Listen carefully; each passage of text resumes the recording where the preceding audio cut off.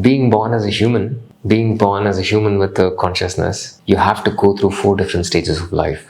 This is what we call as ashramas. In the earlier days, we didn't have this immense caste system that we have today. People were segregated into different categories based on their innate nature.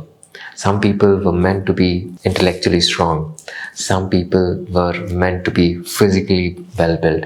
Some people were good in business. Some people were meant to serve. This is where the 4 ashramas came into existence: Brahmacharya, Kshatriya, Vaishya, and Shudra. The same way, for an individual, when he or she is born, they undergo 4 different stages in life: Brahmacharya, Grihasta, Vanaprasta, and Sannyasa. The first one, Brahmacharya, is the study stage of a human life, which is about till the age of 25.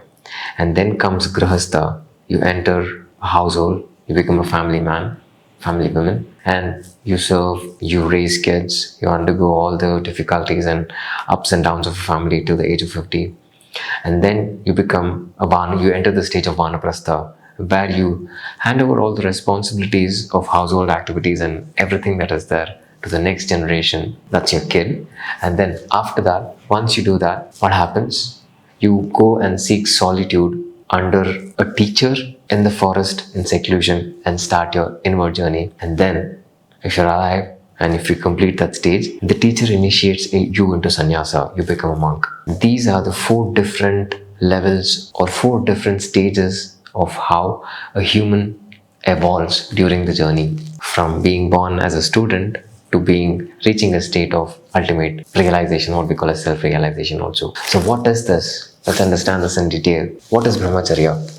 See, Brahmacharya is that state where you are a student here and here, not how the students live these days. The first 25 years of life is meant for intellectual studies only. Why? Once you're born as a human, you have to know where you came from, why you came to a place where you are now, and where you're going to reach. Very, very important. This acts as a foundation. The intellectual studies that you do in school, through teachers, through friends, through family, through whomever it may be, this acts as a foundation. Once this is laid down, you have a very strong foundation. Then you can build on it. The first 25 years is dedicated only for the studies, nothing else. You become intellectually strong. Because of the intellectual strength you develop a very, very strong physique also. But these days, they're intellectually strong, physically they're weak. If you constrain yourself for just one, doesn't make any sense. Brahmacharya means just not textual studies. It is study of each and every art that you are meant to learn. This is the first ashram. This is the first stage of life. Then comes the second stage, the Grihasta, where you get married, find a person whom you love, or probably fall in love, get married, have kids, raise a family, understand all the ups and downs of the family, understand how to live a life as a family man. You undergo all the pain, all the suffering, you raise kids, and then you reach a stage where you feel like, okay, completed all your responsibility as a householder. You've done everything that needs to be done. You look after the kids, you raise kids, you give them proper education, there's food, shelter, everything is provided, and most importantly, you show them the light. If you're a person who thinks raising kids by just providing the food, accommodation, and giving them all the basic necessities, your role as a parent is done, you may find this hard to accept. You are not fit to be a parent. Just providing them the education through schooling system and feeding them and clothing them and showing them love here and there doesn't make you a good parent at all. That is not exactly the kids want at all. You have to show them the light. You have to direct them in the right direction for which they are born, not which you want them to follow. Imagine how many engineered doctors in Bangalore city generates every single year. Thousands of them. Then those thousands, hardly a handful of them have an aptitude towards, the core aptitude towards technical knowledge. Not everyone is meant for that. So you have to shed light as a family man on the kids based on what they are interested in, not what you want them to pursue. If this is not what you did, you are definitely not a good parent at all.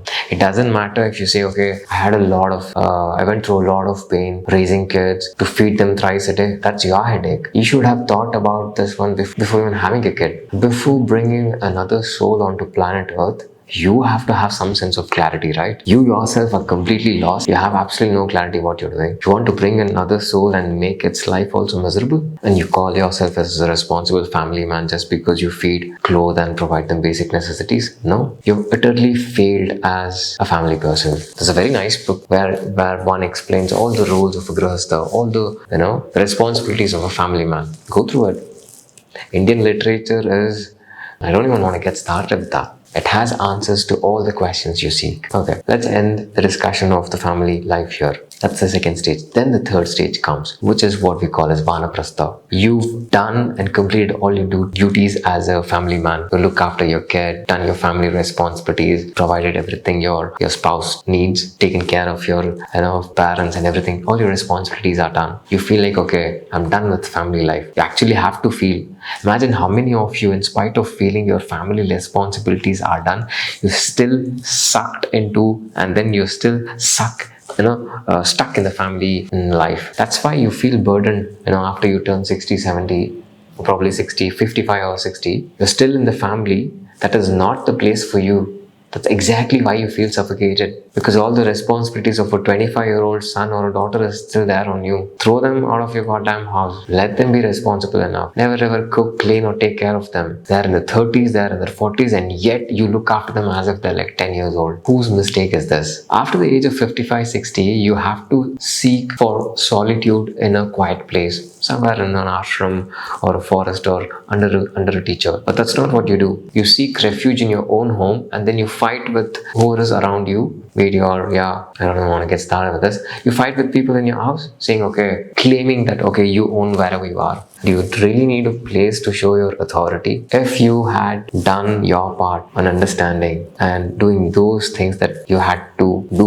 when you were a householder, you wouldn't have reached the state where you'd have to fight for where you are. This is where Vanaprastha comes. You let go of everything. You may have worked 20, 30 years for whatever you had, but that was your responsibility, so you worked for it. That's it, nothing else. You hand over everything for the next generation, and then you let go of it. And then you go and seek for solitude in the forest or an ashram or a mud, and then you start another journey. Of what? A journey inside. You start the study of the texts. You start the study of the Vedas or the Upanishads. Not the Vedas, mainly the Upanishads. Why? Because Upanishads is the reality of life. We have 10 major Upanishads now, out of hundreds. You start studying these 10 major Upanishads by seeking refuge under a teacher. What happens? You start understanding the realities of life. A sense of clarity dawns. A new sense of maturity springs forth. And instead of that, after you turn 60, after you retire, if you keep scrolling through the phone for hours together and spend 5-6 hours either on the phone or on the TV watching nonsense, doesn't make any sense. This is the main reason for most people to get depressed after they quit their job or after they retire. That is not what needs to be done after you turn 60. Imagine how you used to advise your kids when they were young, when they were in their 10 years old or 15 years old. You have to pressurize. You were pressurizing them to study because it was their responsibility. Now, after you turn 60, it is your responsibility to let go of everything that you worked for and go start another stage of life. But you aren't ready to do that. You're stuck in home, you're stuck between four walls, and you're stuck with people who don't listen to you. And you tend to control them, and they really don't care, and that's when the conflict starts. Do you even want this nonsense? You are at the wrong place at the wrong age with wrong set of people who have wrong ideas about life. According to you, they are living the life that they feel, it's making them feel free. You're the one who's feeling inferior because they are living the time of their life, leading the way things have to be led, and they're enjoying it. You're stuck in the wrong place. So, what is it that can be done after you turn 55, 58 or 50, whatever? Let go of it.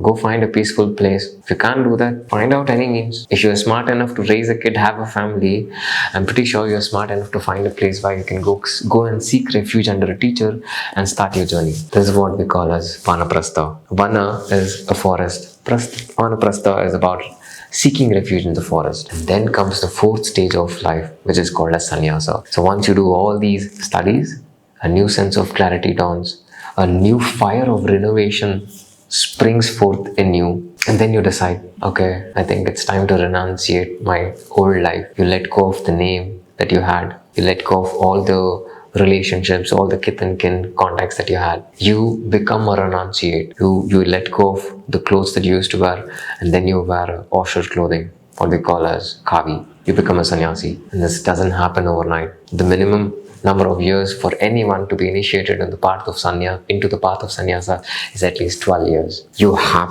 to undergo all the disciplines that an individual needs to undergo for at least 10 to 12 years, and then they initiate you into sannyasa. You just don't become a monk overnight. That doesn't happen like that. Years and years of sadhana under a teacher, and probably he'll initiate you into being a monk by the time you're 70. So if you are an individual who has to undergo Bhramacharya, Grihasta, Sannyasa, Vanaprasta Sannyasa, that is, if you're a person who studies for first 25 years and then leads a family life for another 25 years and then goes and seeks refuge under a teacher, under a forest, and an ashram, and then you can become a sannyasi. This is one category of people, but there are another category of people. Like after Brahmacharya, for the first 25 years after they study, a new kind of, or the right kind of perspective about life, about the world springs forth from them. They see the reality of everything that is there and they directly become a sannyasi.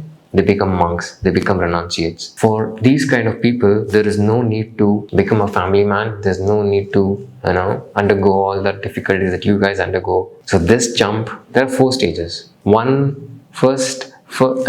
there are 2 kinds of people. The first kind, they go through all the 4 stages. You study, you become a family person, then you go and seek refuge in an ashram, and then you become a monk.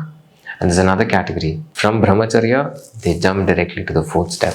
These are the 4 stages of life. Why am I sharing with this? See, these 4 stages are very, very important, and once you understand this and start implementing this in real life, a sense of clarity comes in you. You make peace with where you are. You make peace with who you are. You make peace with how you are, where you are. And this never happens in your life. You're in the study stage of life, but you keep thinking about sex. When you are a family person, you want to go back being a student. When you are a family person, you want to renounce. You want to let go of everything and become a monk. Like you are leading a life there, here, everywhere. There's utter confusion and chaos everywhere. When something like this happens, you will not be happy in any stage of your life. First 20 years, though, you probably studied things that you were not least interested or least bothered about.